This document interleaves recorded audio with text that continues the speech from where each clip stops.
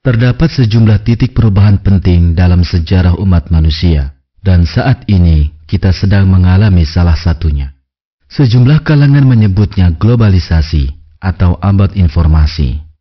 Kendatipun ini benar, namun masih ada satu lagi perkembangan yang jauh lebih penting. Meski tidak disadari sebagian orang, suatu perubahan sangat besar tengah terjadi di dunia ilmu pengetahuan dan filsafat dalam 20-25 tahun terakhir. Ateisme yang sangat mempengaruhi dunia ilmu pengetahuan dan pemikiran kini sedang mengalami keruntuhan tak terelakkan.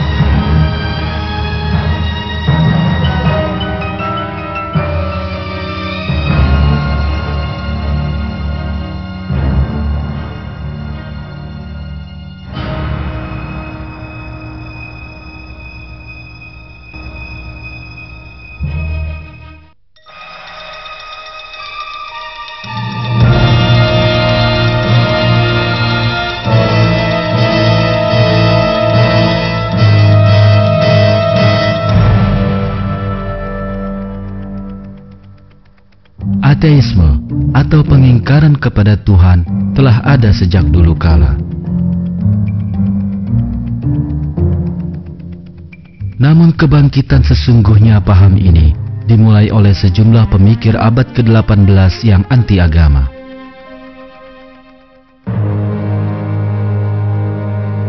Tokoh materialis seperti Denis Diderot, Baron de Holbach, dan David Hume menyatakan bahwa tidak ada keberadaan lain selain dunia materi. Ateisme semakin tersebar luas di abad ke-19.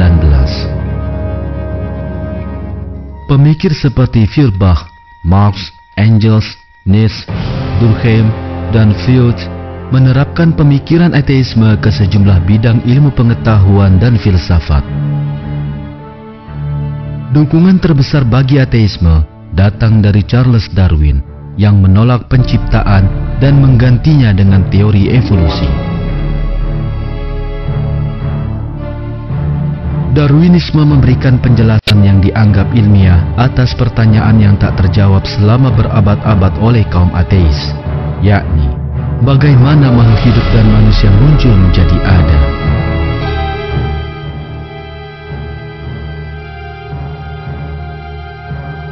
Ia menyatakan terdapat mekanisme di alam yang dapat menghidupkan benda tak hidup dan kemudian menghasilkan seluruh jutaan spesies makhluk hidup yang beragam.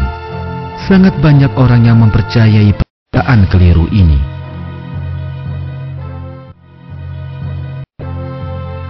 Hingga akhir abad ke-19, kaum ateis telah berhasil membangun suatu cara pandang yang mereka yakini dapat menjelaskan segala hal.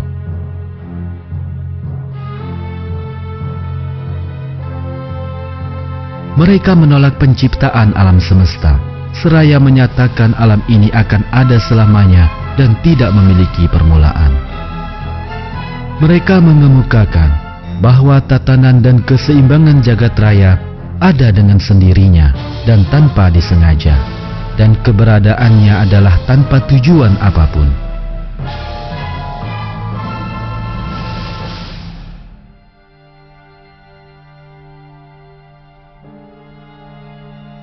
Mereka meyakini bahwa Darwinisme telah menjelaskan asal-usul manusia dan seluruh makhluk hidup.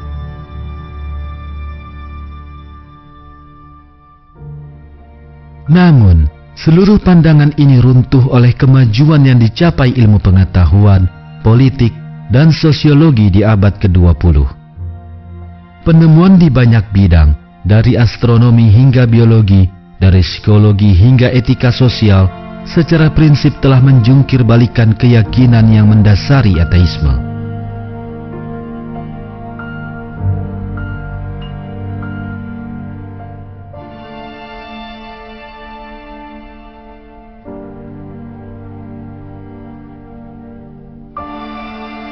Dalam buku God, the Evidence, the Reconciliation of Faith and Reason in a Post-Secular World yang terbit tahun 1997, penulis Amerika ternama Patrick Lane memaparkan ulasannya. Penelitian selama 20 tahun terakhir telah menjungkir balikan hampir semua asumsi dan perkiraan mendasar dari para pemikir sekuler dan ateis modern generasi awal tentang masalah ketuhanan. Selama 1 abad perdebatan seru antara ilmu pengetahuan dan agama, keadaannya telah sama sekali berbalik.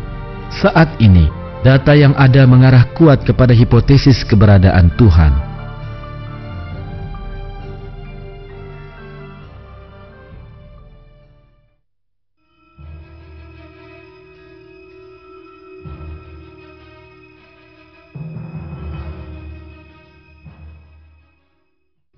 Pukulan pertama terhadap faham ateisme oleh ilmu pengetahuan abad ke-20 terjadi di bidang kosmologi. Keyakinan akan keberadaan jagat raya tanpa permulaan telah runtuh, dan bukti menunjukkan bahwa jagat raya ternyata memiliki permulaan, dengan kata lain telah diciptakan.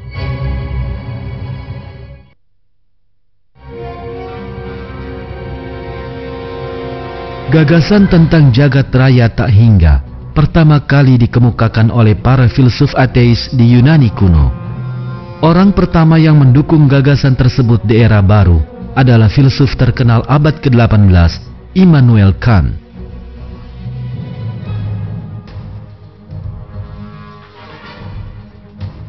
Kant menyatakan bahwa jagat raya telah ada sejak dulu kala, dan segala kemungkinan dapat terjadi dalam rentang masa yang tak terhingga itu. Di abad ke-19, pandangan bahwa jagat raya tidak memiliki permulaan dan tidak ada peristiwa penciptaan mulai diterima luas. Namun, ilmu pengetahuan segera membuktikan bahwa jagat raya memiliki permulaan. Bukti ini datang dari teori Big Bang atau dentuman besar.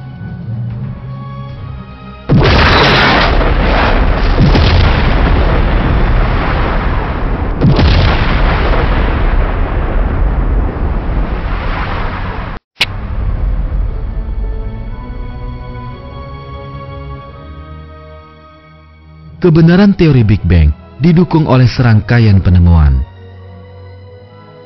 Pada tahun 1929, astronom Amerika Edwin Hubble menemukan bahwa galaksi-galaksi di jagat raya terus bergerak menjauhi satu sama lain, yang berarti bahwa jagat raya mengembang. Jika arah perjalanan waktu yang mengiringi pengembangan jagat raya ini dibalik mundur, akan didapati bahwa keseluruhan jagat raya dahulunya berasal dari satu titik tunggal. Para astronom sadar bahwa mereka menghadapi permasalahan metafisika di mana titik tunggal ini memiliki berat tak hingga dan volume nol.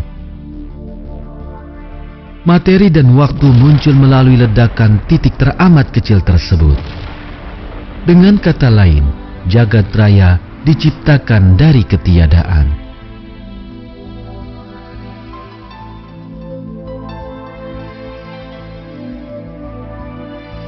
Meskipun meresahkan kalangan materialis, teori Big Bang malah semakin diperkuat oleh berbagai penemuan ilmiah.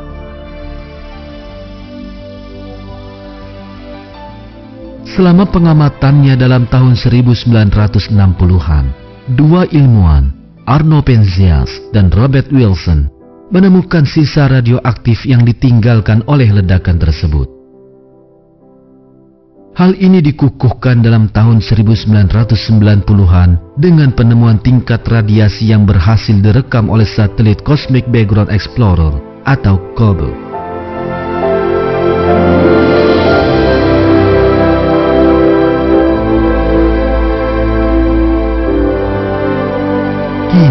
kalangan ateis benar-benar terpojokkan oleh berbagai kesimpulan ilmiah ini.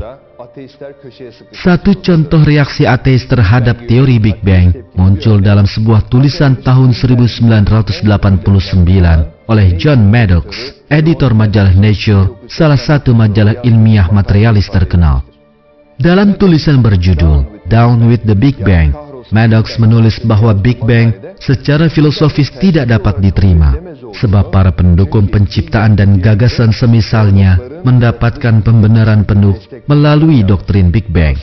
Ia juga meramalkan bahwa Big Bang tak mungkin bertahan dalam 10 tahun ke depan. Namun, meskipun pernyataan Maddox yang meyakinkan ini, teori Big Bang malah menjadi semakin kuat, dan banyak lagi terjadi penemuan yang membenarkan penciptaan jagat raya. Fakta yang dicapai oleh astronomi modern adalah sebagai berikut. Materi dan waktu diciptakan menjadi ada oleh pencipta maha kuasa yang tidak terikat oleh keduanya. Pencipta jagat raya yang kita huni adalah Tuhan, penguasa seluruh alam.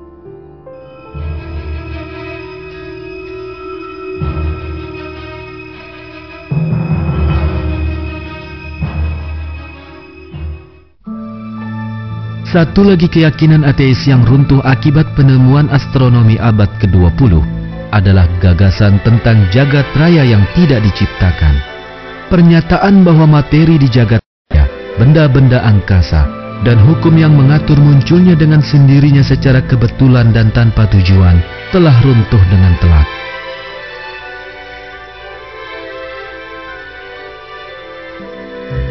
Pada tahun 1970-an, para ilmuwan untuk pertama kalinya sadar bahwa seluruh keseimbangan fisika di jagat raya telah dibangun dengan ketelitian dan ketepatan yang luar biasa demi kelangsungan hidup manusia.